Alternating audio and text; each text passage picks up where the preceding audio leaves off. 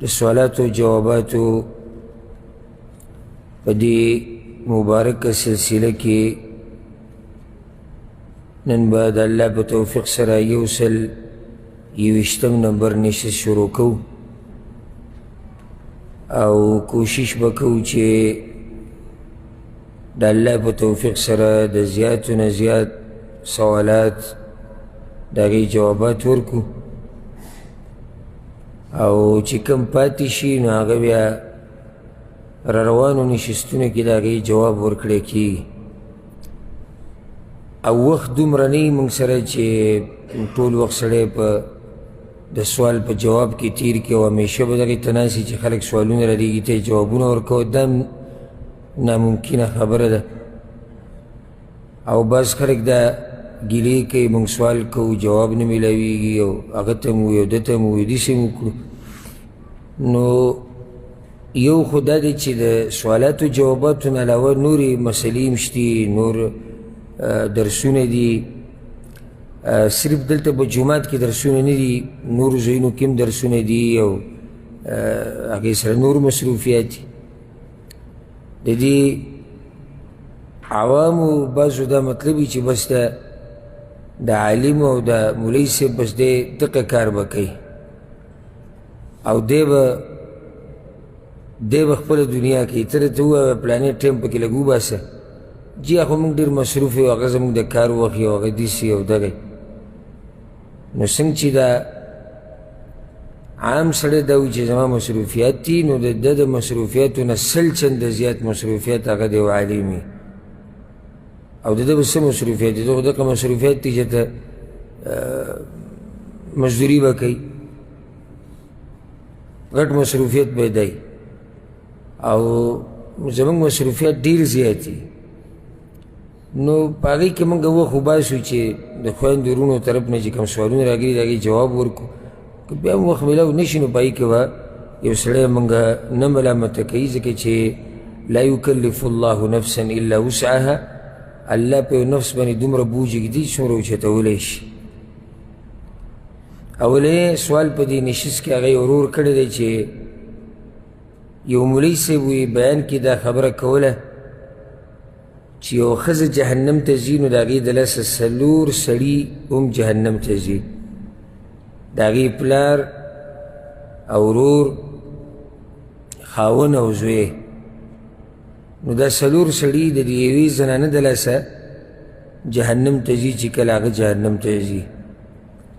نو دا خبره صحیح ده او که غلطه ده الجواب د نن سبا لویه فتنه دا ده چې په منبر باندې هر سړی کینی او خبره کوي بیا خصوصا زموږ په دې ملکونو کې هلته خو نه څه اداره شتي چې د دې تپوس کوي نه څه معیار شتي چې کم عالم به خبره کوي کم به نه کوي خو بس ورخیږه منبر ته او چې څه دې زړه غواړي هغه ووایه که د مولا په نوم لیږئ او که د سیاستدان په نوم لیږئ بس پکې په جوماتونو کې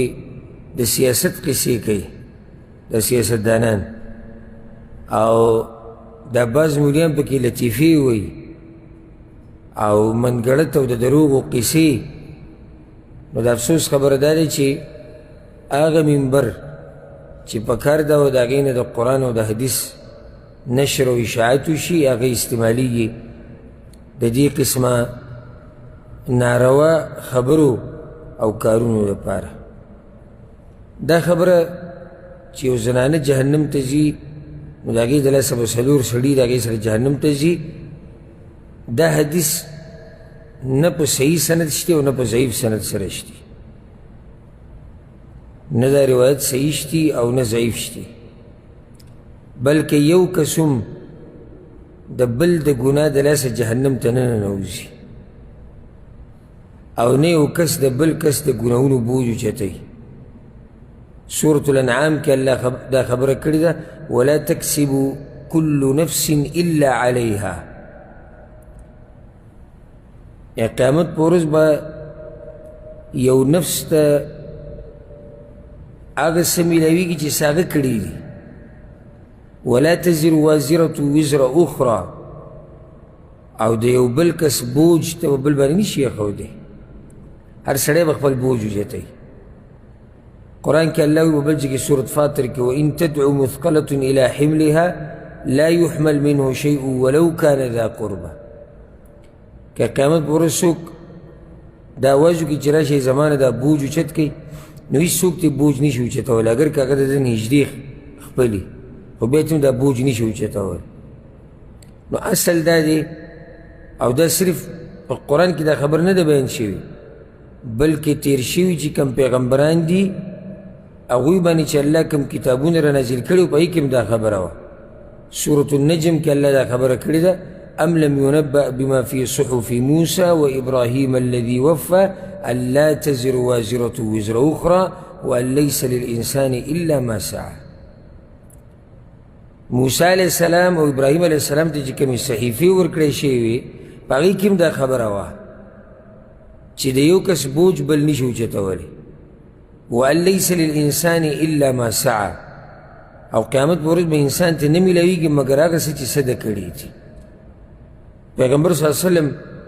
حدیثونو کې هم دا خبره کړې ده نو اصل دا دی چې د یو په ګناه باندې بل نه رانیوی کېږي نه په دنیا کې او نه په آخرت کې ها اوس دلته یو بله مسله ده چې هغې ته اشاره کوو دې کې شک نشتی چې څوک د لور او د بچی په تربیت کې کمی وکړي یا د خور په تربیت کې کمی وکړي او د الله د نافرمانۍ نه ونه هېروي او د ګناهونو نه د بندولو کوشش ونه کړي تر دې چې هغوی جهنم ته لاړ شي نو دې سړي باندې هم ګناه شتي د دې چې د کوتاهي کړې ده ګناه د کوتاهي په ده باندې شتي او دله الله سزا ورکولی شي دا اوس بله مسله ده لکه داسې ویل چې یو زنانه جهنم ته ځي څلور سړي به د هغې د لاسه ځي دا خو بې دلیله خبره ده خو دا خبره صحیح ده چې د یو زنانه تربیت صحیح ونه کړی شي او تربیت د چا د طرف نه کېږي صرف مور او پلار ضرور مور پلار خاون خاون به تربیت نه کوي خاون به ښځې ته نه ښیي چې دا غلطه ده او دا صحیح ده دا ګناه ده او دا نیکي ده دا خاون دا پلار دا رور دا ټول دلته مراد دي چې څوک هم کمی وکړي په تربیت کې او هغه د چا تربیت چې په ده لازم یا کول پکار و هغه جهنم ته لاړ نو په ده باندې هم ګناه شتي د ده د کوتاهۍ او الله ول عذاب ورکولی شي الله سبحانه وتعالی قرآن کې یا ایها الذین آمنوا قوا انفسکم واهلیکم نارا ای ایمان والو خپل ځانونه او خپل اهل او عیال د جهنم نه بچ کړئ دا ذمهواري ده زما او ستا چې خپل اهل او عیال د څه نه بچ کړو د جهنم نه نو دا تا سره چې ستا په نکاح کې ښځه ده په تا لازم دي چې ته دې ته دین وښې د بېدینۍ نه یې منع کړي چې دا د جهنم نه بچ شي ستا بچي زامن دي کلونه دي ستا خویندې وروڼه دا ټول ستا باندې ذمهواري ستا مور پلار په تا ذمهواري ده چې ته دوی تربیت وکړې او دوی ته طریقه وښې دا تربیت یوازې دې ته نه وایي لکه د بعضو په ذهن کې تربیت دې ته وایي چې یو ماشوم به یې وړوکی خس کړې او ته به مشر یې ته به د هغه تربیت کوې نه چې څوک هم ستا نه کشران دي یا ستا د لاس لاندې دي د دې ټولو تربیت په تا لازم دی مور پلار چې کله ته ځوان شوې او خبره باندې ورسېد او پوهېږي او خبره کولی شي او صحیح او غلط پیژني او مور پلار په غلطي دوی ته هم دا وایي چې دا کار ستاسو غلط دی چې الله یې د جهنم نه بچ کړي نو دا ذمهواري یې د ټول بلکې او دا خبره صرف په مور نه ده لازم نه په پلار او نه په خاون او نه په رور چې صرف په دوی لازم ده په ټولو مؤمنانو دا لازم ده چې د یو بل خیرخواهي به کوي او کوشش به کوي چې دا بل د جهنم نه بچ شي الله قرآن کې وایي والمؤمنون والمؤمنات بعضهم اولیاء بعض مؤمنان سړي او مؤمنان ښځې دا ټول د یو بل ملګري دي بعضهم اولیاء بعض، د یو بل ملګري ښه کوي څه یأمرون بالمعروف، یو بل ته د ښه کار امر کوي، وینهون عن المنکر، او یو بل د غلط کار نه منع کوي. نو دا صرف ذمہواري د پلار هم نه ده، او نه صرف دا ذمہواري د رور ده او یا د خاوند ده، بلکې زموږ د ټولو د ذمہواري ده چې د یو بل خیرخواهي به کوو او کوشش به کوو چې د بل مسلمان ته ښه لار وښیو او د بدې نه یې بند کړو. والله اعلم. دا یو ورو سوال کړی دی او ښه قیمتي فایدهمند سوال دی چې یو زنانه چې هغه عمر یې د 80 کالو نه بری، د دې سره لاس ملاوهل څنګه دي؟ مصافحه د دې سره لاس ملاول څنګه دي؟ الجواب په شریعت کې نه دی جایز، په شریعت کې نه دی جایز. دې ته وکوله وکړئ، په شریعت کې نه دی جایز چې یو سړی دی د پردۍ زنانه سره لاس ملاو کی، اگر که هغه ځواني او که بوډۍ، که ځواني که بوډۍ، 80 نه الله دې کړي چې 80 کاله عمر، 80 نه 100 کاله عمر، چې یو زنانه محارمو کې نه وي د هغې سره لاس ملاوهل دا ناروا دي، حرام دي. یو سړی به چې بوډۍ ده، ته عقل مه استعمالوه، بوډۍ ده او که ځوانه ده. حدیث عام دی د معقل ابن یسار رضی الله عنه، امام طبرانی راوړی، پیغمبر صلی الله علیه وسلم وایي لأن يطعن في رأس أحدكم بمخيط من حديد خير له من أن يمس امرأة لا تحل له. که تاسو کې د یو سړي سر له وسپنه راواچولی شي که نه وسپنه، نو دا وله ښه ده د دې نه چې دی داسې زنانه سره لاس میلاو کړي چې هغه د ده لپاره نه یې حلاله، نه یې جایز. یعنې د دې نه وله دغه د وسپنې دا ګزار ښه دی. نو دا حدیث عام دی، من ان یمس امرأه، ښځه او ښځه هغه که عمر ډېر دی او که عمر یې کم دی. حدیث کې راځي چې پیغمبر صلی الله علیه وسلم چې کله بیعت کو د زنانو سره، نو هغه بیعت یې په مصافحې سره کو، لاس به میلاو، په څه سره به یې کو؟ په خبرو سره، په کلام سره. که هغې کې به زنانه داسې راله چې هغه به بوډۍ وه، د هغې سره هم دغه طریقه کار و، او که هغه به ځوانه وه، که پیغله وه، که هر څوک به وه. او عائشه رضی الله عنها وی په صحیح بخاری سے مسلم کی دا حدیث تے والله ما مست يد رسول الله صلی الله علیہ وسلم يد امرأة قط غیر انه بايعهن بالکلام. اللہ می دی قسمی دا پیغمبر صلی اللہ علیہ وسلم لاس دا بیعت په وخت کې د زنانه د لاس سر نه یې لګېدلی، او عام اوقاتو کې د پیغمبر صلی الله علیہ وسلم لاس سر ته د پردۍ زنانه د لاس سر نه یې لګېدلی، او بیعت یې کړی په خبرو سره. حدیث کی راځي امام ترمذی رحمه الله وی، امام ترمذی رحمه الله راوړی د پیغمبر صلی الله علیه وسلم نه انی لا اصافح النساء، پیغمبر صلی الله علیه وسلم چې ګوره پردو زنانو سره لاس نه میلاوه.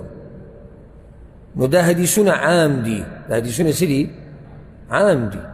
په دې کې دننه بوډۍ او جنۍ دا ټول پکې دننه داخل دي. او دا د پښتنو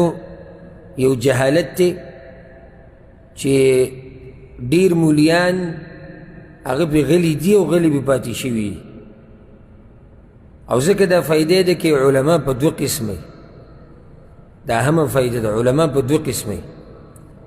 د عوام علما، د عوام علما یا دې سوه د عوام مولیان، دا اولنی قسم علما دي. څنګه دوی ته ویل کېږي د عوام علما؟ یعنی دوی د عوامو طبیعت ته ګوري چې هغوی څنګه طبیعت یې د هغې مطابق خبره کوي، او دا زمونږ په علاقو کې اکثر دي، دا بدګماني نه، دا حقیقت دی. زمونږ په ملکونو کې علاقو کې اکثر مولیان هغه د عوامو مولیان دي، بلکې د عوام په خپله وایي موي زمونږ مولوي صاحب، زمونږ مولوي صاحب ته به ووایو هغه به وکړي. دلته د یو کس سره څه د چا مسله وه، نو جرګه کې په هغه ټیم کسان چې ناست زه به کې هم ناست وم، نو ما خبره وکړه، یو ته ما ستا دا خبره ګورې غلطه ده د قرآن او د حدیث په رڼا کې. هغې دلاسې غوغا جوړه شوه، ډېر شور جوړ شو.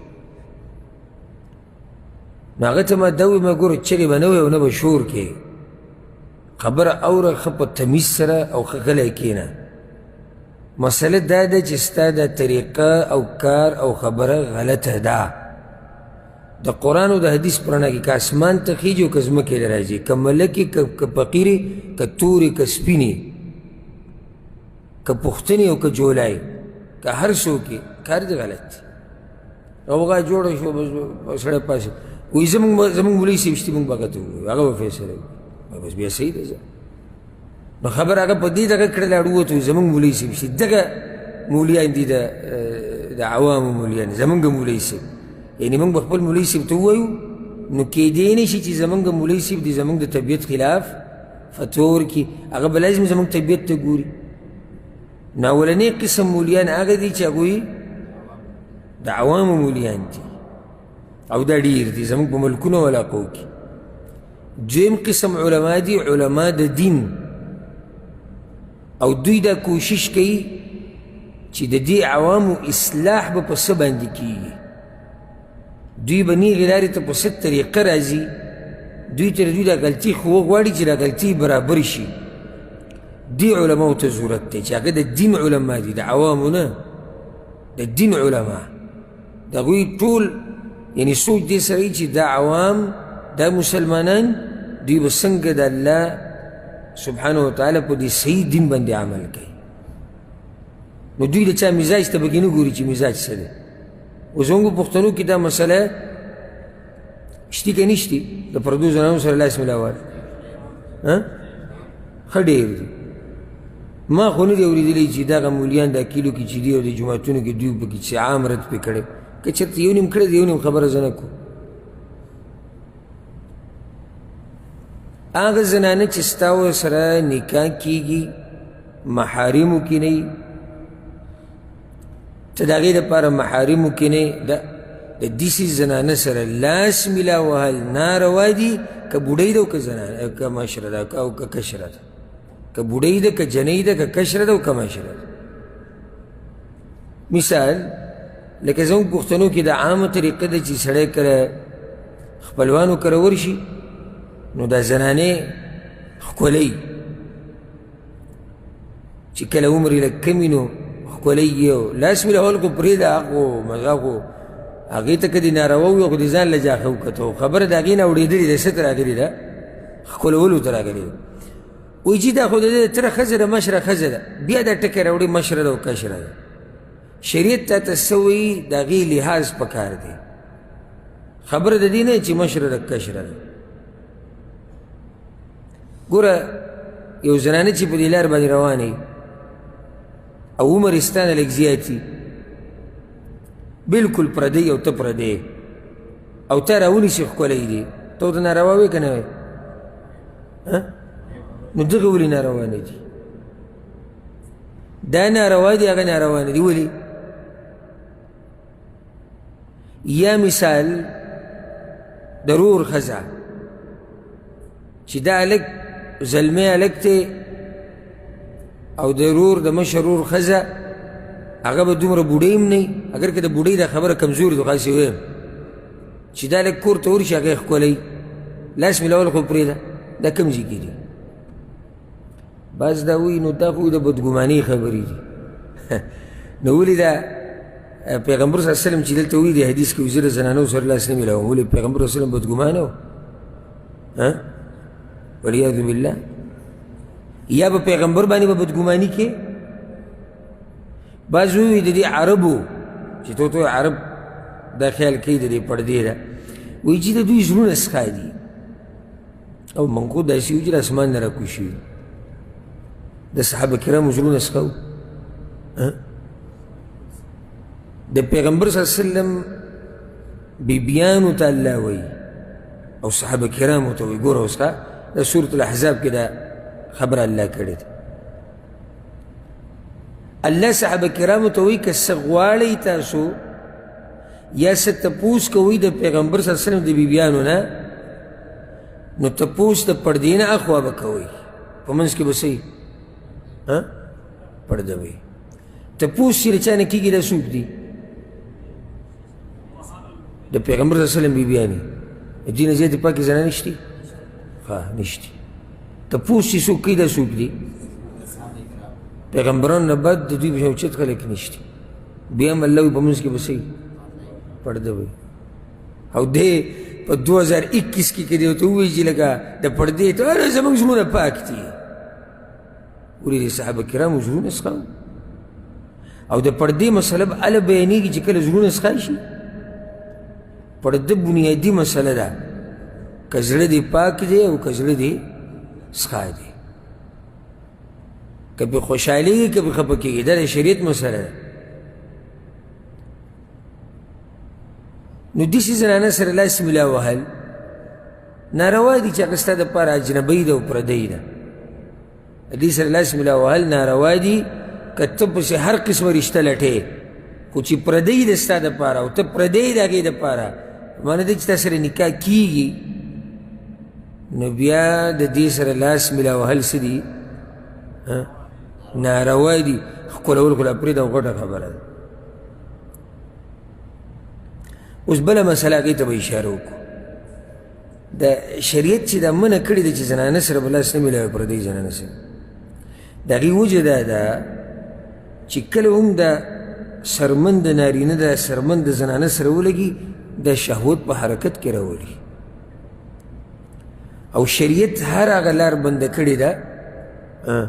چې هغه کوم طرف ته ځي هغه حرام ته ځي وګوره په شریعت کې یو قاعده ده یاد یې کړئ ما ادى الى حرام فهو حرام کوم شی چې تا حرام ته رسوي هغه هم حرام دی معلوم دی کوم شی چې تا حرام ته رسوي هغه څه دی هغه هم حرام دی لکه پردۍ زنانه سره لاس ملا وهل تا څه ته رسوي فحاشي او زنا ته فحاشي او زنا حرامه ده لاس ملاول حرام دی پردۍ زنانه ته که بغیر ضرورته یا هغه جدا مسلې دي استثنایي حالات چې دي پردۍ زنانه ته که تا رسوي څه ته حرامو ته نو دا نظر څه شو حرام شو هر هغه شی چې تا حرامو ته رسوي هغه حرامېږي ځکه شریعت دا منع کړې ده چې پردۍ زنانه سره به لاس دا به نه میلاوي دا بلکې دا وګوره د پردۍ زنانه ته که دا خطرناک دي که لاس میلاول ورسره خطرناک دي ولې کیدای شي دی جوابي ته څه وایې هغه څه دغه جواب وشي چې هغې کې دواړه دننه راځي خو دلته دا خبره چې دا سرمن چې د سرمن سره ولګي دا چې شهوت څومره زر په حرکت کې راولي دومره نظر نه راولي نو ځکه شریعت بلکل هغه لار بنده کړې ده دا د فایدې دپاره یاده کوي په پردو زنانو باندې سلام اچول دا جایز دي سلام اچول اوس خو دغه زنانې چې کوم په رشته کې راځي او زی راځي منکر او دغه خو د فتنې یره پکې نه اکثر هم یو حال کې د فتنې یره کیدی شي چې اوس ته چې بچا سلام اچې هغه هم پیغله جنۍ او ته ځوانه لکې لکه مثال کې د تره لور شوه او د ماما لور شوه او تا ته پته دی چې د دې سلام نه فتنه جوړېږي بیا به سلام نه اچي ځکه چې هر هغه لار چې تا غلط ځي ته رسي هغه لار به په ځان باندې بندې اوله وایي ده وګوره وایي دغه نه یې منع وکړه د سلام نه چې په خوله م سلام مه اچوه او دا د شریعت مسله ده بیانوي درته دا د شریعت مسله ده چې پردۍ زنانه پردۍ کې هغې هر قسمه زنانې هغې سلام اچول جایز دي چې شرط دا دی چې کله تی فتنه نه جوړېږي او چې فتنه تی جوړېږي نو بیا به سلام په یو بل نه اچوي د دین هم فتنه جوړېږي او په دې بعضو خبرو باندې موږ په زور سترګې پټې کړي دي یعنې د زنانه د اواز هم سړی ګډوډ کوي خصوصا چې الک زلمی الکي او بیا چې واده مادی نه او بیا په دې دور کې د فیسبوک او د ټویټر او د ټیک ټاک په دور کې او جنۍ پیغله جنۍ د دوی دا غږ هم د یو بل دپاره فتنه جوړېږي د دوی دا خبرې هم د یو بل دپاره فتنه جوړېږي ولې د هلکان د جنکو د اواز نه خوند نه دي اخلي تې د جنکۍ د هلک د اواز نه خوند نه دي اخلي تې خوند دلته چې فتنه جوړېږي د دې اواز نه نو بالکل دا سلام اچول پکار نه دی دوی دپاره او چې فتنې یره پکې نه وي نو بیا په پردۍ زنانه باندې هم سلام اچولی شي او هغه زنانه چې ته محارمو کې نه په هغې سلام اچولی شي لکه دلیل پې دا دی حدیث کې راځي د اسماء بنت یزید رضی الله عنها روایت ته امام ابو داود امام ترمذي راوړی چې پیغمبر صلی الله علیه وسلم یو پیر تیر شو وعصبة من النساء قعود او د زنانو یو ټولګی ناسو فالوى بيده بالتسلیم نو پیغمبر صلی الله علیه وسلم لاس باندې اشاره وکړه او په هغوی سلام واچو دا دلیل د جواز دی دغه شان حدیث د ام هانی رضی الله عنها وایي چې زه د پیغمبر صلی الله علیه وسلم خواله په هغه ورځ ورغلم په کوم ورځ چې مکه فتح کړې وه پیغمبر صلی الله علیه وسلم وی غسل یې کوو او د فاطمې رضی الله عنها هغې ورته کپړه نیولې وه پټ کړی و د خپل پلار وی ما پې سلام واچو فسلمت علیه ما پې سلام واچو وی چې من هذه وی ما ورته چې ام هانی دا ام هانی د پیغمبر صلی الله علیه وسلم څه ده تره لوري ده بارک الله فیک د ابو طالب لور ده د علي رضی الله عنه خور ده نو د تره لور په هغه زنانو کې ده چې هغې سره نکاح کېږي نو پیغمبر صلی الله علیه وسلم باندې سلام واچو پیغمبر صلی الله علیه وسلم هغې ته په خیر ووی دا په صحیح بخاري صحیح مسلم کې دا حدیث دی حدیث د سهل بن سعد رضی الله عنه امام بخاري راوړی سهل وی و یو بوډۍ و په مدینه کې فاذا صلینا الجمعه موږ چې به کله د جمعې لمونځ وکړو انصرفنا ونسلم عليها د جمعې د منځه نه بعد موږ د هغې خوا له تلو چې سلام پرې واچو فتنې یره پکې نشته سلام یې پرې واچو هېڅ خبره نه حدیث د عایشه رضی الله عنها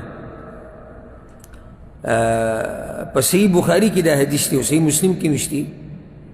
چې پیغمبر صلی الله علیه وسلم ماته وی عایشه وی یا عایشه ای عایشه هذا جبریل یقرأ علیک السلام دا جبریل دی پتا باندې سلام اچوي نو هغې ورته څه ووي وعلیه السلام ورحمة الله هغې پې هم سلام واچولو سلام جواب یې ورکړو او جبریل علیه السلام به د سړي په شکل کې راتو جبریل علیہ السلام به د پیغمبر صلی الله علیه وسلم خواله چې راتلو اکثر به په کوم شکل کې و د سړي په شکل کې به صحابه کرام به اکثر خبر هم نه چې دا جبریل دی امام بخاري رحمه الله ګوره امام بخاري رحمه الله که اوس څوک چې دا مسله ته د ځان نه راوویسته چې فتنه تې جوړېږي او که نه جوړېږي امام بخاري رحمه الله دا حدیث او د دې نه مخکې چې دا حدیث کم تیر شو د سهل دا دواړې راوړي دي او په دې باندې باب یې ښودی دی عنوان څه دی باب تسلیم الرجال على النساء والنساء على الرجال باب په بیان د دې مسله کې چې سړی په ښځه سلام اچوي او ښځه په سړي اچوي امام ابن حجر رحمه الله په شرح کې څه وایي والمراد بجوازه او د امام بخاري مطلب دا دی چې دا جایز دی الا چې کله فتنه تې نه جوړېږي دا د امام ابن حجر خبره د امام بخاري باب دی چا تړلی مسله موږ نه ده راویستې نو دا د شریعت مسله ده چې فتنه تې جوړېږي سلام به نه اچي فتنه تې نه جوړېږي بیا سلام اچولی شي والله اعلم خبره لږ اوږده شوه خو دې ته څه دې ته ضرورت و زموږ په معاشره کې دا مسله یعنې څه ووایم چې دې له ولې دا خلک اهتمام نه ورکوي او د شریعت په هر کار کې په هر حکم کې حکمتي خیر پکې فایدې پکې د شرعي پرده په دې کې لویه فایده ده او چې چا شرعي پرده باندې عمل نه دی کړی نو راشه ډېر درته پکې وښیم چې هغوی ته څه څه مسلې په کورونو کې جوړې شوي دي د هغې نه بعد یو خور سوال کړی دی چې د ماشوم د لاړې چې دي او د ده د الټۍ د پاکې دي او که نه الجواب اصل طهارت دی نو د ماشوم د لاړې شوې د ماشوم د الټۍ شو دا پاکې دي بلکې د انسان الټۍ پاکې دي که هغه ماشوم دی او که هغه لوی دی ښه د پاکو دا معنی نه ده لکه دا بد جاهلان څه ناشنا خبره کوي اوس موږ الحمدلله په دې قول باندې مطمئن او دا په خپله تحقیق پکې هم کړی او دلایل هم کتلي دا دی چې یو ړوند تقلید باندې لګیږي چې مني دا پاکه ده مني څه ده پاکه به خپل دلایل دي موږ دا مسله په نورو ځایونو کې بیان کړې ښه نو دا بد جاهلان څه هغوی وګورئ وایي چې مني پاکه ده خورئ یې خورئ یې ټکه اوس روز دی لګئ مني پاکه ده سټی دا اوس روز د ده زیادات دي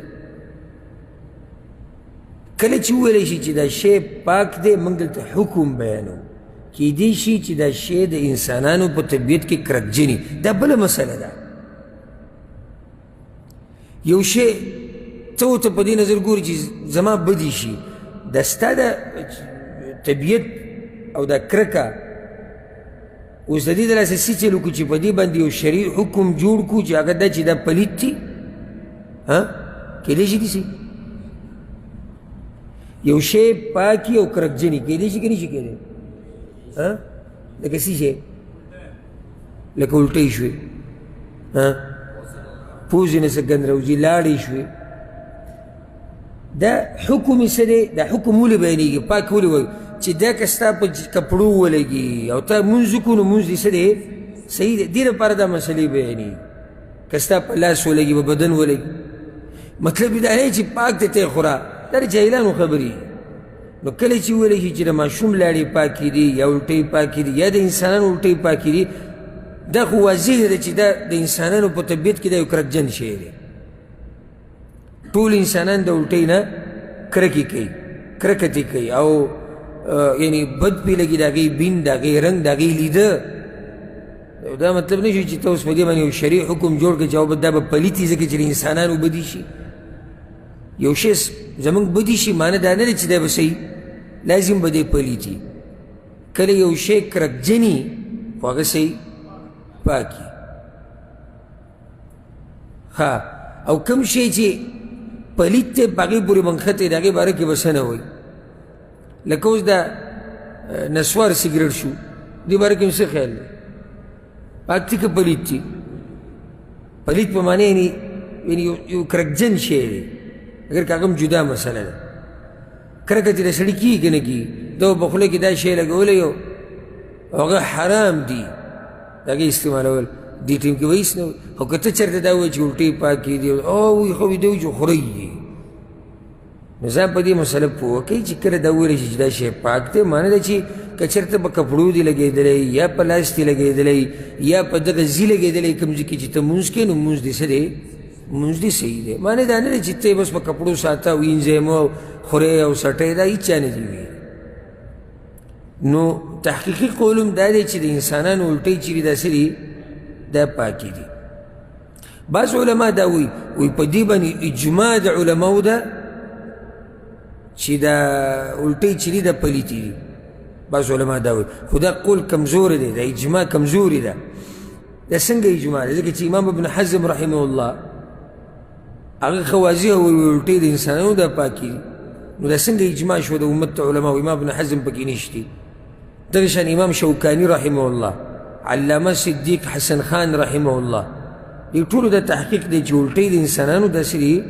دا پاکې دي ځکه چې اصل دې کې طهارت دی او د دې طهارت نه پلیتوالی درته نشي اوړېدی مګر په یو دلیل باندې او دې باب کې صحیح او مضبوط دلیل نشتی چې هغه په دې دلالت کوي چې الټۍ چې دي دا پلیتې دي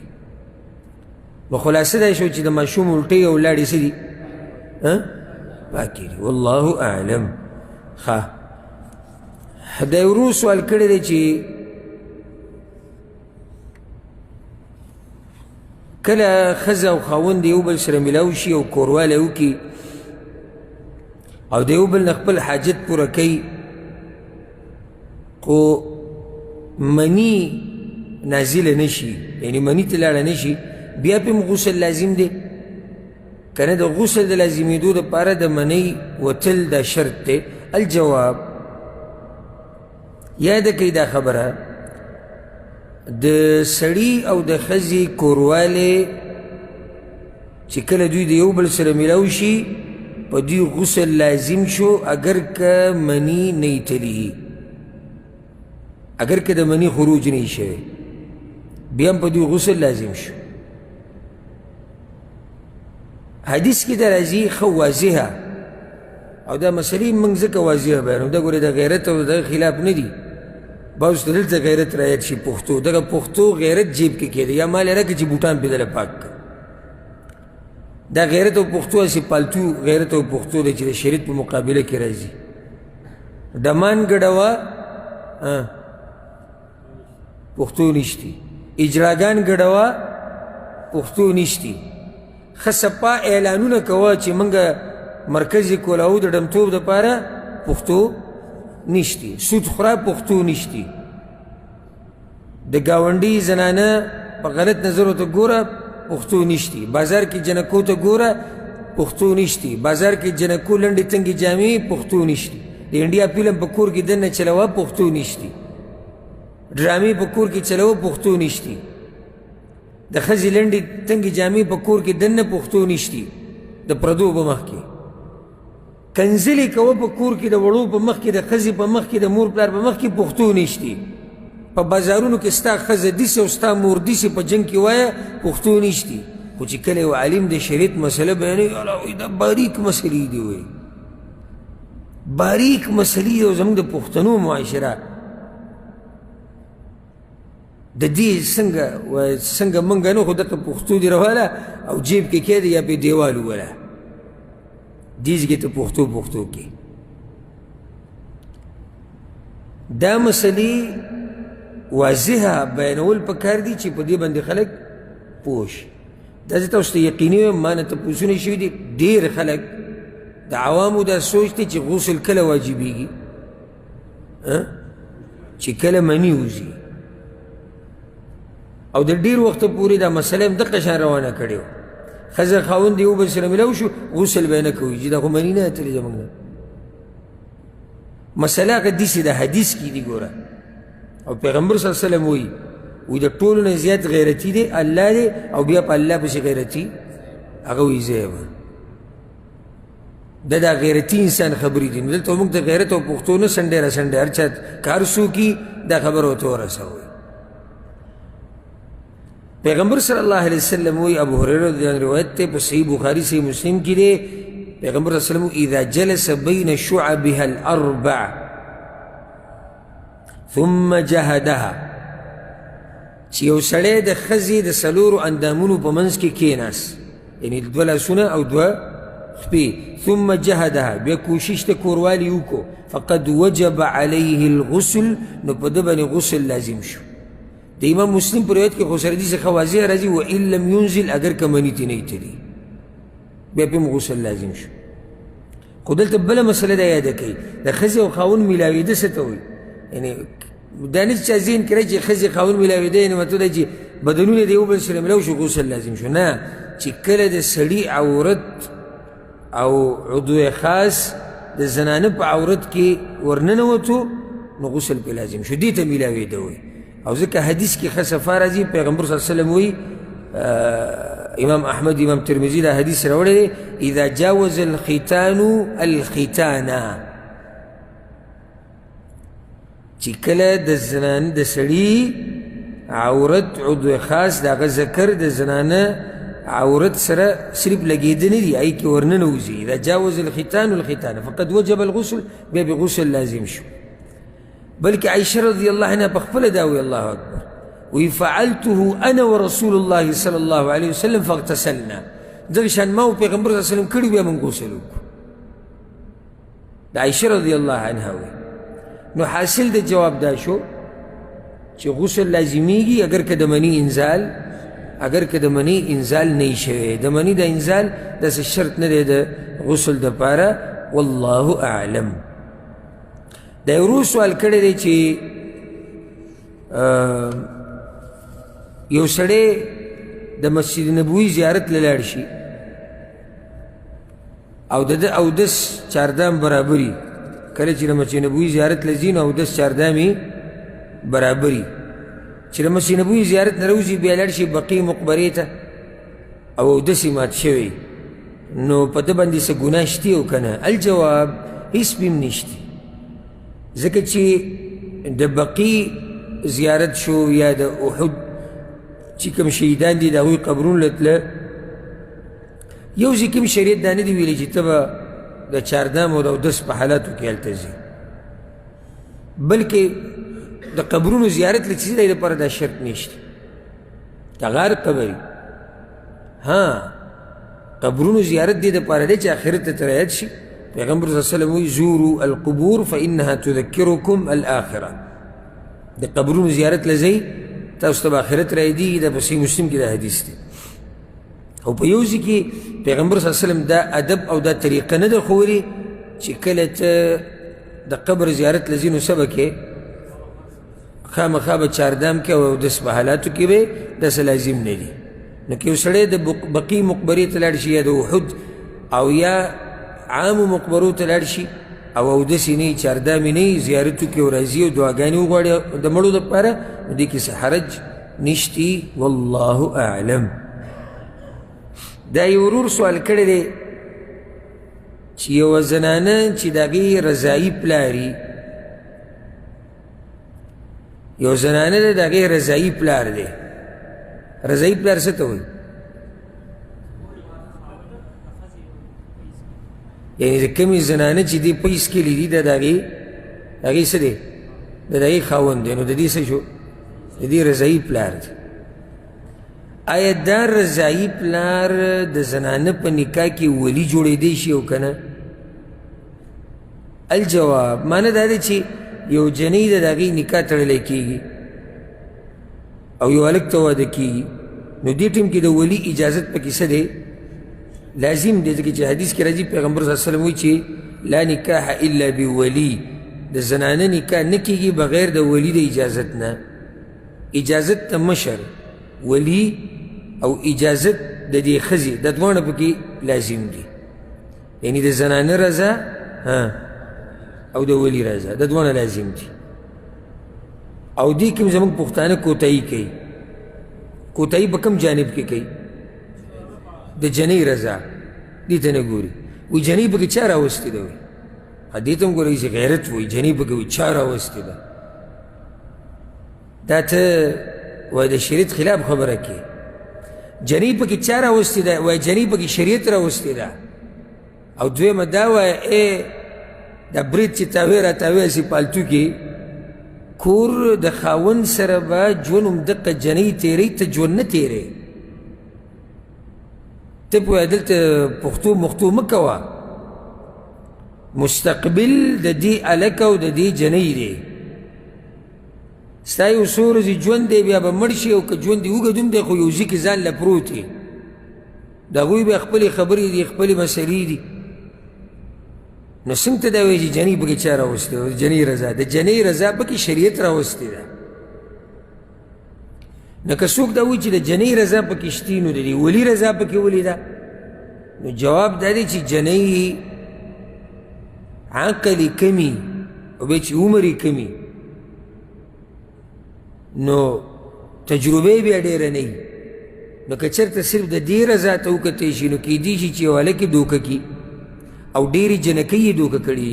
دا چې د کورونو نه تښتي والعیاذ بالله دا چې مټیزې تښتي په یو پسې او په بل پسې دا چا دوکه کړي دي هلکانو دوکه کړي دي دا پرېږده چې یو پېغله جنۍ وتښتي داسې قصې موږ له راغلي دي او اورېدلي دي او تاسو به ته معلومي ښه واده شوي ښځه د بچو مور هغه تښتي تښتېدلي که نه یې تښتېدلي داسې واقع راغلي که نه راغلي نو چې دا دوکه کولی شي نو هغه جنۍ چې عقل د هغې اسم کم دی او بیا تجربې دومره نشتي نو کیدی شي چې یو هلک یې دوکه کي نو ځکه د ولي شرط پکې لازم دی د ولي رضا ځکه چې د هغه تجربه ده هغه هوښیار دی هغه پوه دی نو د جنۍ رضا ولې لازم ده ځکه چې هلته ژوند به دا تېروي ټول نو بغیر د ولي د اجازت نه نکاح د زنانه دا نه کیږي اوس دا ولی څوک دی راشي په دې ځان پوه کوو دا ولی چا ته وایي دا ډېره فایدهمنه خبره ده ولی د ټولو نه زیات حق ده ولی اصل کې په عربۍ کې مشر ته وایي او ولی الامر د خبرې مشر امر خبرې ته وایي یا کار ته وایي او ولی څه ته وایي مشر ته یعنی د کار مشر د خبرې مشر چې خبر اصل د هغه په لاس کې باچا ته څه ویلی کېږي ولی الامر یعنی د ملک خبره ټوله د چا په لاس کې ده؟ د هغه په لاس کې ده. نو د زنانه خبره د چا په لاس کې ده؟ د ټولو نه اول مشر یې دی پلار، د ټولو نه زورور مشر چې د هغه خبره چې منلی کېږي هغه څوک دی؟ هغه پلار دی. په پلار پسې بیا هغه نیکه دی، یعنی د پلار پلار، او دا سلسله چې داسې بره ځي که نه بیا بره وګوره که هغه که بره دا ټول حقدار دی، ځکه چې دا سلسله کې چې بره څومره راځي دا داسې لکه پلار. په دې پسې بیا زوی، که چېرته دا زنانه داسې وي چې د دې زوی وي، خاون یې مړي یا طلاقه شوي او زوی یي او پلار یې نه وي، نو بیا دویم نمبر ولي څوک دی؟ هغه بیا زوی دی. دریم نمبر په درجه کې او په مرتبه کې هغه د دې خپل ورور. خپل ورور څه معنی ده؟ مور او پلار کې شریک، عربي کې جو ته الاخ الشقیق ویلی کېږي. په څلورمه مرتبه کې بیا هغه ورور چې هغه د پلار نه دی. په پنځمه مرتبه کې بیا د دوی بچي. د چا بچي؟ د دې وروڼو بچي، یعنې وروڼه، دا بیا مشران دي. شپږمه مرتبه بیا ترونه. اوومه مرتبه بیا د ترونو اولاد.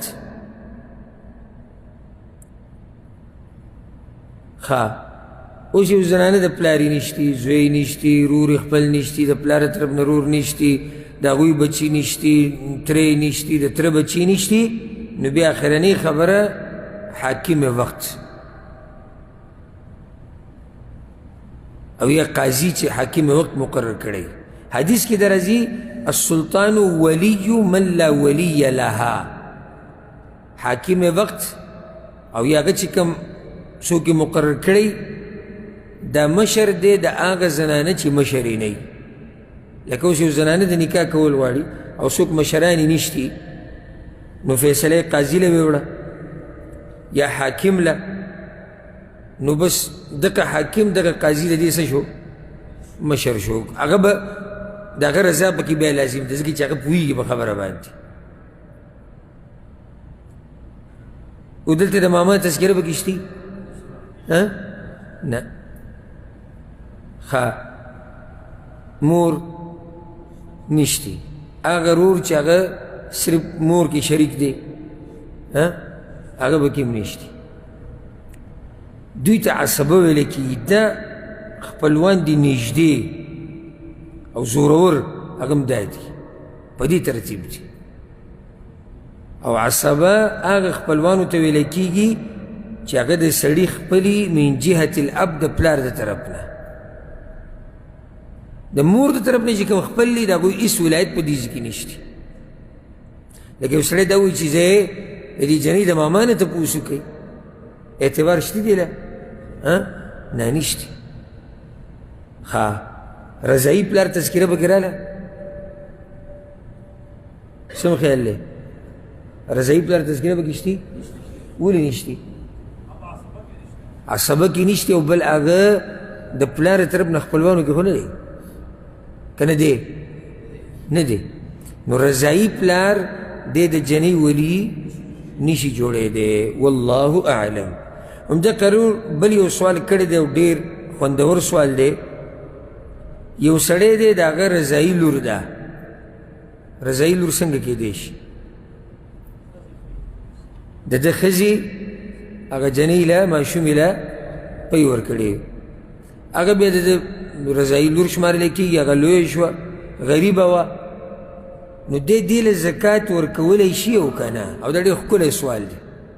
او زه د بعضو ملګرو دې سوال ته ډېر خوشحاله شم، ځکه چې دلالت د هغوی په پوهه باندې کوي. و دا سوال پته نشي تاسو، زه خو یعنې ګمان ښه ساتم، ډېر تکړه خلک یې، اوس هم که ستاسو ذهن کې چې دا سوال راغلی چې رضایي لور دې له زکات ورکولی شي او که نه؟ جواب د مسلې دا دی، اول خو دا یاده کوي چې کله یو سړی او د هغه بچي غریبانانی، نو بچو له زکات، دا مسله ته اوس ته ده، بچو له زکات ورکولی شي؟ ولې؟ نه نه نه بارک الله فیک او بالکل دقه جواب دی او ډېر پرې غلی شو ځکه راته موږ وایو دین یې زده کوي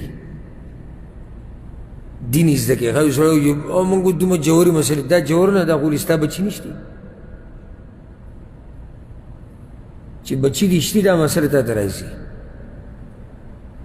زوی دی غریب دی چېرې دله د زکات ته پیسې ورکوم لور ده هغې د زکات ته پیسې وایي دا هر چا ته دا مسله نشي راتلی که یو سړی دا وایي چې دا مسلې دا خو چې سړی غټ عالم جوړېږي او غټ ملا ته جوړېږي پرېږده که خبرې دا هر مسلمان ته دا مسله راتلی شي یا ده که اصولي او بنیادي مسله چې یو سړی بچي غریبانان دي نو دی دغه غریبانانو بچو له زکات نشي ورکولی وجه د هغې دا ده چې شریعت په ده باندې لازم کړی ده چې په دوی به خرچه کوي ځکه چې د ده اوس رسي د هغوی نه رسي په ده لازم دی چې خرچه به کوي نو چې کله دی زکات ورکوي نو په دې کې یو حیله کوي چې هغه شریعت چې پیسه واجب کړي دي چې هغه د ځان نه لرې کړي نو هغه خلک وایي چې په یو غشي باندې دوه ښکاره یعنې زکات هم وشو خرچه هم وشوه بعض استثنائي حالات شتي هغه موږ نورو ځایونو کې ذکر کړي دي او هغې له نه ورځو جدا مسله ده خو دا مسله د هغه بچو په باره کې ده چې هغه د دې سړي د دې ملا نه پیدا وي او د هغه نوسو په باره کې ده چې هغه د ده ملا نه پیدا وي د نوسو هم ګوره دا مسله ده ځکه چې نوسې هم داسې دی لکه بچې خو کوم نوسي د لور بچي نه د زوی اولاد د زوی اولاد یادو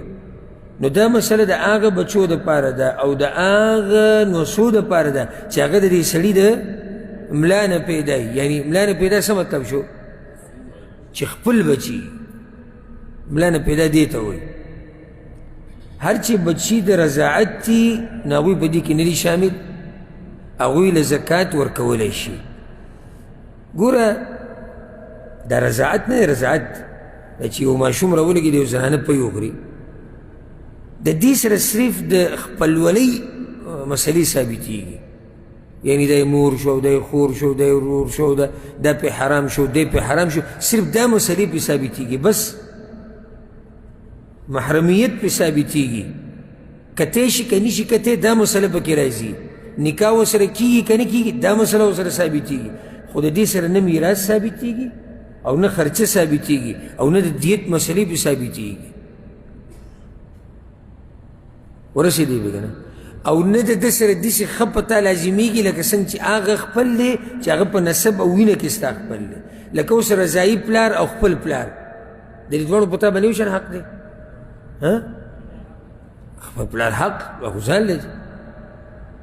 نو رضاعت سره صرف دغه یو څو مسلې ثابتېږي دغه احکام دي احکام د خپلولۍ چې د نکاح سره تعلق ساتي د نظر سره یعنی دته کتی شي که نه شي پرده ته لازم ده که نه ده نکاح ورسره کېږي که نه کېږي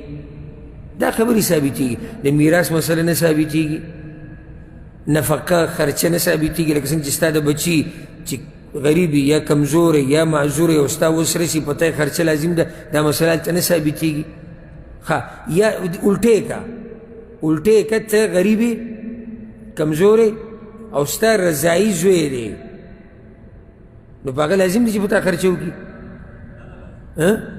نه ده لازم دا مسله دې سره نه ثابتېږي ته زما په دې خبرو ورسېدې که ځلېږي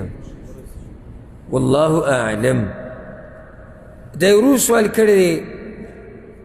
وایي ما ته د یعنې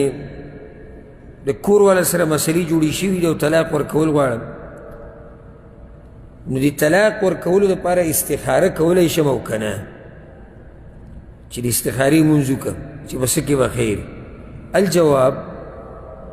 ما مخکې دا مسلې ذکر کړي تفصیلا او خوشبخته دی هغه چې هغه ته دا مسلې یاد او نوټ کړي او چې صرف هسې بدنونه راوړي او بې وړي نو غریبانان که اوس یې واموري خو یو څو ورځې بعد به تې دا هم بیا څه شي ته جواب نه کوې څو ورځې بعد به څه شي یېره به شي تاسو خو به تجربه کړي که نه تجربه کړې نه ده تاسو په خپله به دې تجربه شوې تاسو نه یېرې شوي نو غلی کېږئ فیصله هسې داسې ناستې سره چې سړي ته یادېده خو مزې د ټوله دنیا به بیا ګډ علما وو په دې نه یادېږي علم مذاکره غواړي مذاکره څه ته وایي یادول اړول ذهن کې راوسته شوق د ملګرو سره کېناسته د هغې په باره کې خبرې کول دې ته وایي علم یې زده کول او داسې لږ ساعت لږ کېناسته یو مسله ته یاده کړي خو هغه هم بیا د ذهن نه وځي دا خبره موږ ذکر کړې وه چې د استخارې مونځ دا په مباحو کارونو کې پکار دي مباح څه ته وایي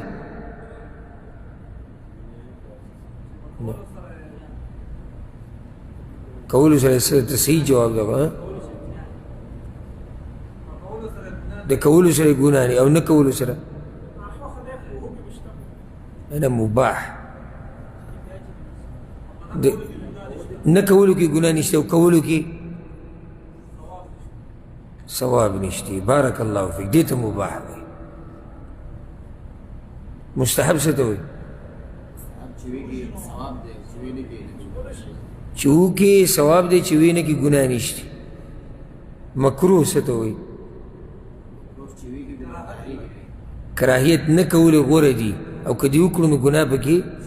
نشته حرام څه ته وایي کولو کې ګناه ده نه کولو کې اجر دی واجب څه ته وایي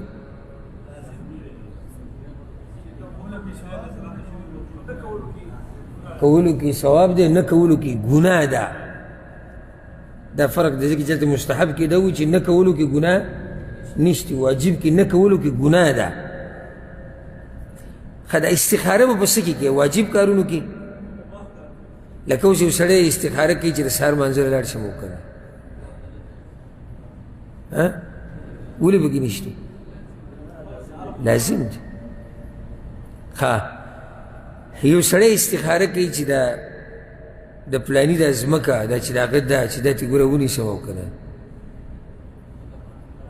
ولې حرام ده ښه یو سړی یعنی یو کار دی چې سنت دی مستحب دی کول یې پکار دي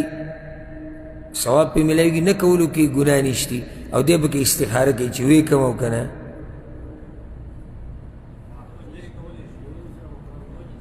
او ډېر عجیبه خبره نه کوئ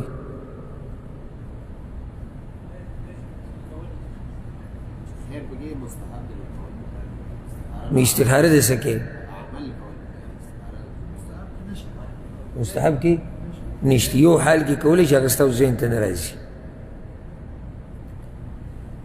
په هغه حالاتو کې کولی شي په مستحب کې چې دوه مستحبه راجمع شي او دواړه په یو ځای او ته استخاره دې دپاره کوې چې کم یو مخکې کم نور په اصل کې بنه کې اصل خدای چې هغه مستحب دی د ثواب کار دی ته استخارې داسې شي کې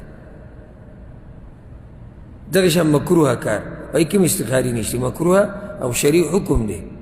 نه کول غوره دي او کول غوره کار نه دی ته استخاره کوي چې روي کم او کوي نه کم نو استخاره په څه کې شوه مباح کارونو کې او مستحب چې کله دوه جمع شي بس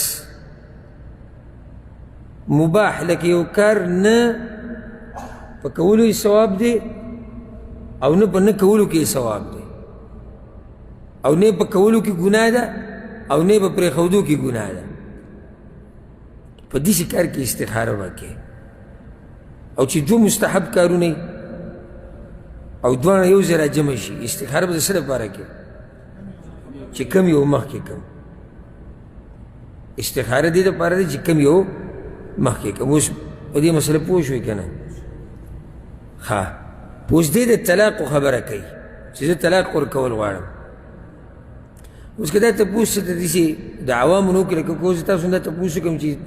طلاق وکړې به څنګه تاسو اوس یو ګړز راواچوئ یو فتوا به ورکوئ طلاق کې به استخاره کوي که نه روا چولی وه تو څه نه به کوي کوي به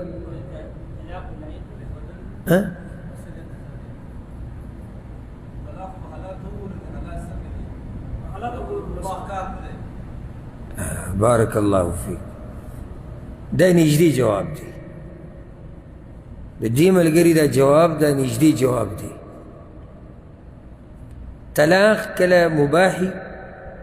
کله مکروهی کله مستحبي کله واجبي او کله حرامي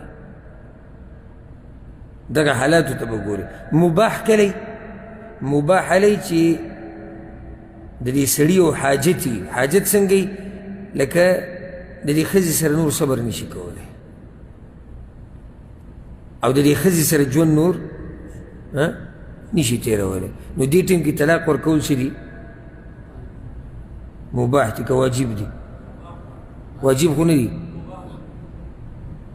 او حرام خو نه دي او مکروه خو نه دي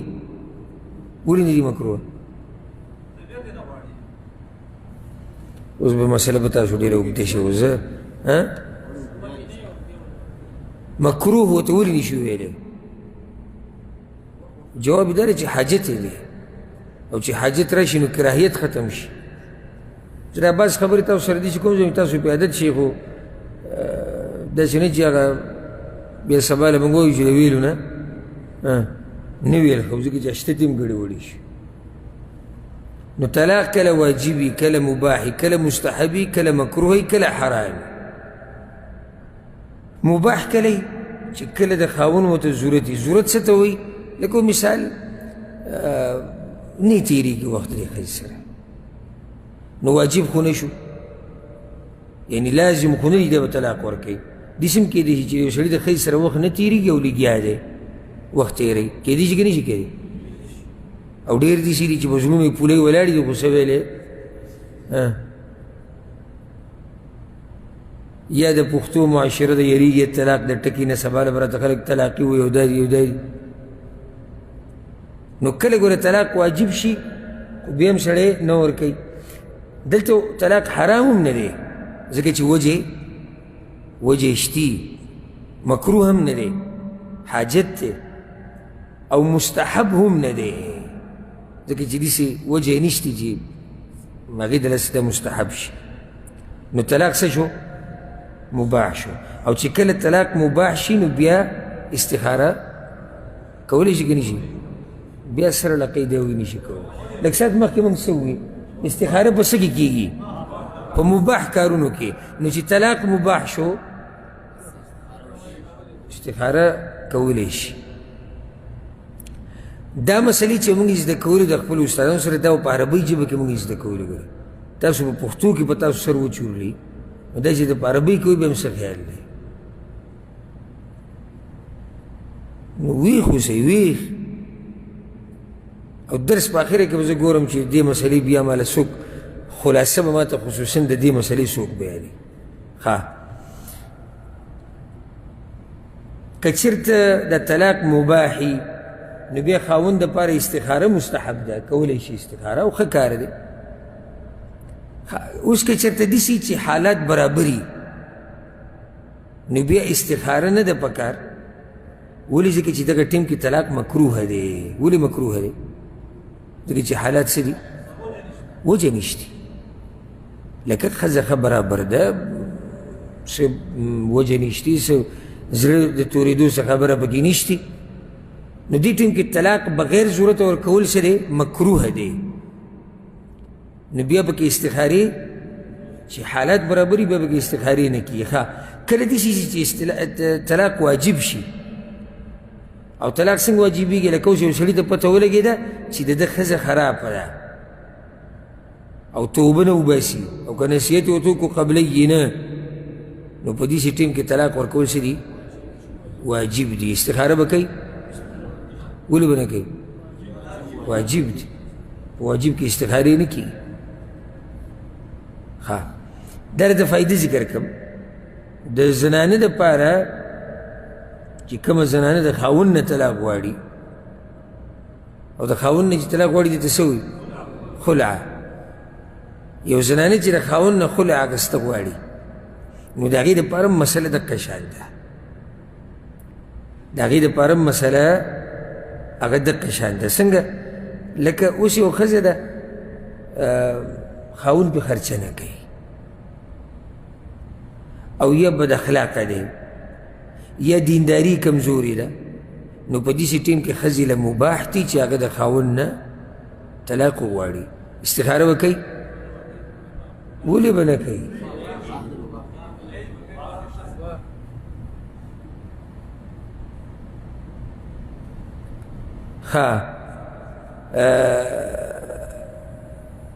یو زنانه د مثال کې هغه بغیر ضرورته او څه وجې نشتي او د خاوند نه طلاق غواړي، استخاره پکې شتي؟ نشتي ده. استخاره هله ده چې کله د طلاق غوښته سي مباح وي، چې مباح وي به پکې استخاره کوي. ما خو خپل کوشش وکړو د پوه کولو نور مخکې پته نشي چې حالات به صحیح او دغه جواب شو. که چېرته طلاق ورکول دې ورور ته موږ دا وایو اوس ته وګوره چې ستا د طلاق ورکول په کومه مرتبه کې دي. که چېرته ستا د طلاق ورکول د ښځې له دا مباحي نو بیا استخاره مستحب ده، او که چېرته د طلاق ورکول په تا باندې واجب شوي د هغې خپلې وجې دي، که مکروه یي چې هسې ورکې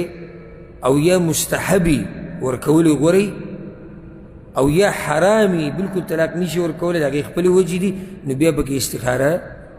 استخاره نشته. استخاره به هله چې کله طلاق ورکول صحیح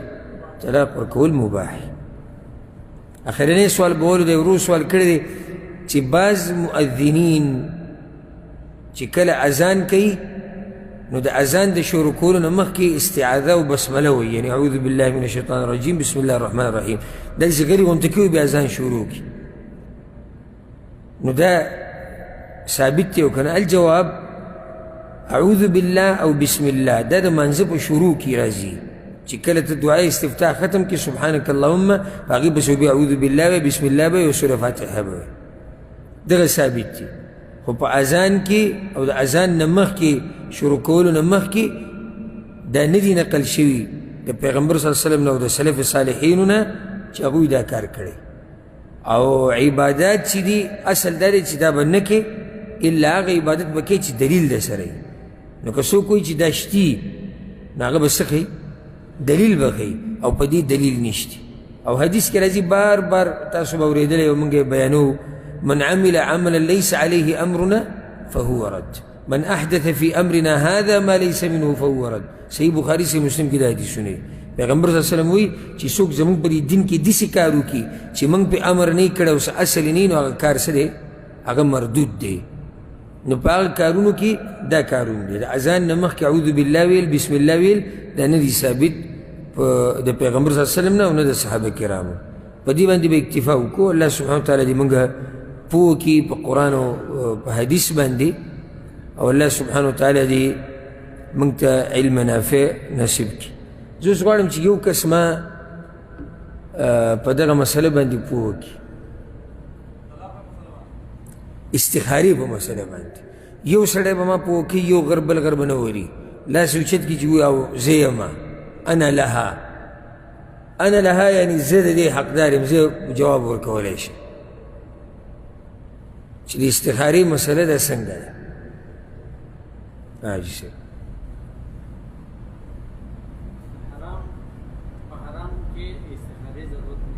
حرام کې استخاره نشي کولی، ضرورت نشته نه کولی نشي. په مستحب کې نشي کولی، په مکروه کې نشي کولی، په مباح کې کولی شي. یو دنه پاتې شو په واجب کې هم استخاره نشته. بارک الله فیک. کینې یعنې واجب پته یو کار لازم دی، یا الله ویې کم او که نه.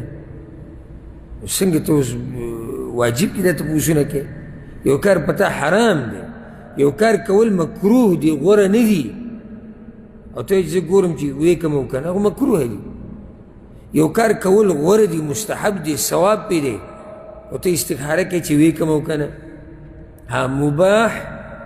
په کولو کې ثواب نشتی، په نه کولو کې ګناه نشتی، په نه کولو کې ثواب نشتی، په کولو کې ګناه نشتی. دا مباح. دلته اوس ته استخاره کولی شي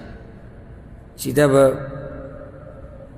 زما دپاره به کوم یو غوره کول او که نه کول. ولې د استخاره ته ولې کې؟ ځکه چې هلته کول او نه کول په یو مرتبه کې دي. په واجب کې کول او نه کول په یو مرتبه کې دي. کول ثواب دی، نه کول ګناه ده. په حرام کې دواړه یو شان نه دي. نه کول ثواب دی، کول ګناه ده.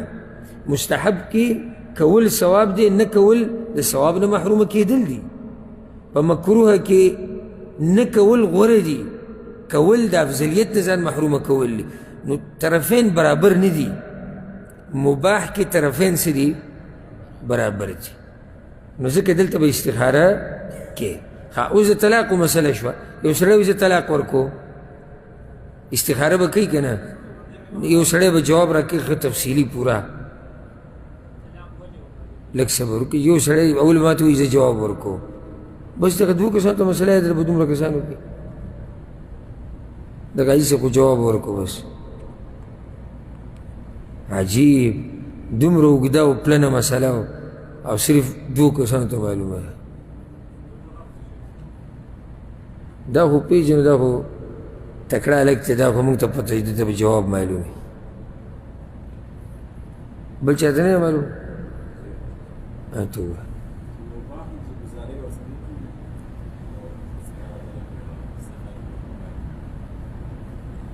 که چېرته موږ تعبیر داسې وکړو نو خبره به څومره اسانه شي. همدغه مسلې دلته راوړه او ښه په اسانه داسې ووایه، ښه کوله. ګوره چې کله د دنیا په باره کې خبرې شي نو څنګه لګیا یې؟ بریک هم لګي بیا سم داسې لګیا یې چې تپوس یې مه کوئ. ځان زړور کړي په دیني زده کولو کې. اسانه مسله. طلاق کې به استخاره کوې که نه کوې؟ وروره که طلاق ورکول واجبي، که حرامي، که مکروهي، که مستحبي، بیا به کې استخارې نشته. او که چېرته دا طلاق ورکول مباحي، شریعت ستا دپاره مباح کړي، نو بیا به کې استخاره کولی شي چې کول به یې غوره او که نه کول به یې غوره. الله سبحانه وتعالی دې موږ پوه کړي په دې مسلو باندې، او الله سبحانه وتعالی دې توفیق راکړي د مرګ پورې د دین د خدمت کولو. هذا والله اعلم وصلى الله على نبينا محمد.